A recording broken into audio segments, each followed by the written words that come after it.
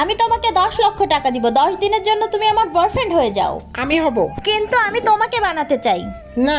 বুঝে নাও, 10 লক্ষ টাকা কিন্তু। ওদের দুজনকে করে নাও, আমাদের করে নাও না। তুমি হয়ে যাও না। আমার 20 লক্ষ টাকা চাই।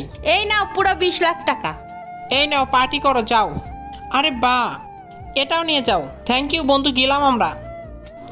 চলো এখন কাপড় খোলো। আরে না, এটা কি বলছেন আপনি? আমি বলছি তো, এই কাপড় এটা নোংরা, ভালো কাপড় পরো। আমি ভাবলাম আমার সাথে কিছু করবা। এত বেশি বুঝো না। অ্যানি, কি করতে চাও তুমি?